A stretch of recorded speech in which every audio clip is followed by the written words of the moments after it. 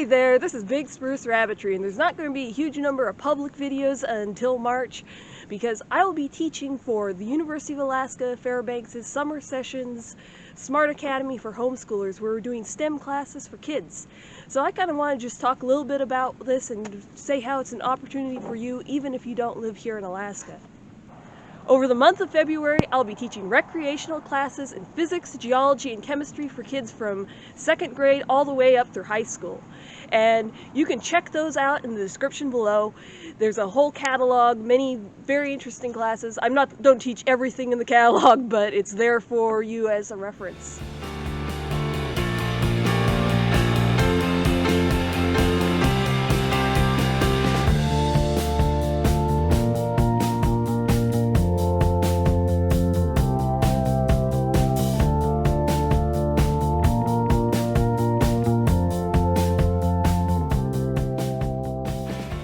My classes are taught with a lab kit, so you can kind of think of them as a hybridization between a regular classroom type learning environment and an independent study chemistry kit that you might get for a kid over Christmas and they never use, because you basically have a classroom environment with a teacher there that they can check in with and be able to see what it's like to do the experiments.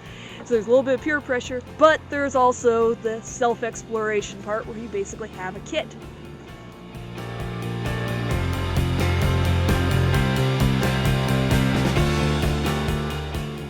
Let's go in and do an Alaskan physics problem.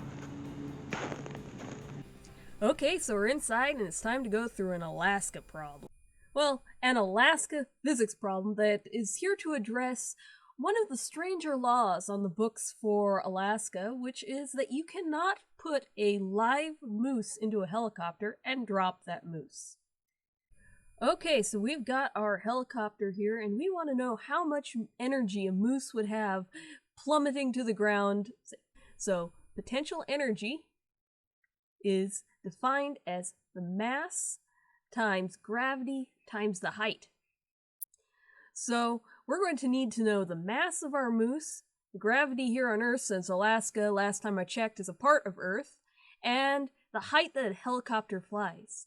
With a quick Google search, you can see moose range from 440 pounds right up to 1,500.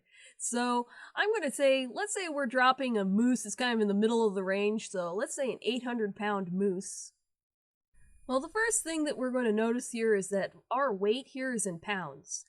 Well, pounds are a real big pain to deal with, so I'm going to convert that to the metric unit of a kilogram. There are 2.2 pounds in 1 kilogram. So we'll do a little dimensional analysis here, where we've got 800 pounds, and we know that there are 2.2 pounds in 1 kilogram.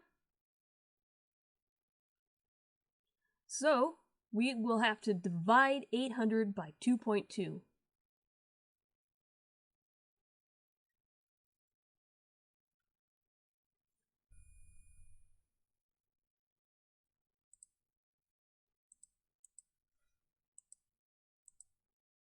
So we've got 360 kilograms. I'm going to round off the 3 and all these other numbers out here, since remember this is already an estimate and I just want to make my math easy. So we got the mass of the moose. So the next number we want is G. G is the amount that gravity is pulling that moose to Earth. And we can just look it up, and it is 9.8 meters per second squared.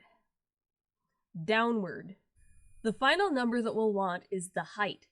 The height is how far this unfortunate moose is going to be dropped, and helicopters are pretty low-flying aircraft, so we can guess that it's going to be about 10 meters up when it decides to drop its moose. Okay, we now have all of our numbers in, and we're going to plug them in to the formula for potential energy and figure out how much energy this moose would have plummeting toward Earth. So we can plug our numbers in to get our energy. So the potential energy equals the mass, which was 360 kilograms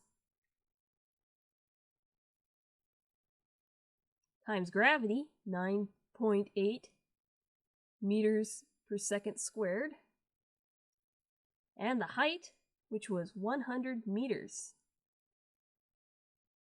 We can multiply all this out, and I'm going to go ahead and grab my calculator.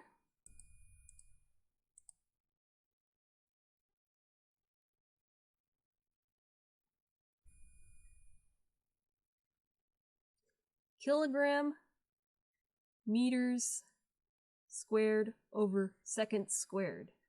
Now notice how I've combined all those units together? This is a compound unit and can also be written as a joule, so equals a J. So that is the measurement of energy, and that moose plummeting to Earth has 35,000 joules of energy.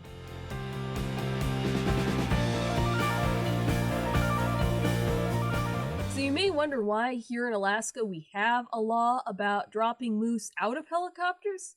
Well, as legend has it, in Talkeetna at the annual Moose Dropping Festival, it was suggested one year to increase the tourist attraction to actually do this. And thankfully, before the actual unfortunate moose was dropped from the helicopter, the law was made. So I hope that piece of Alaska trivia interests you, and check out my classes. When I was a kid, I was homeschooled through middle school, and the experiences that I got during that time taught me that you could learn science very well at home, and I now want to share what I've learned with people out there, so this is a great opportunity for you to pick up some more science.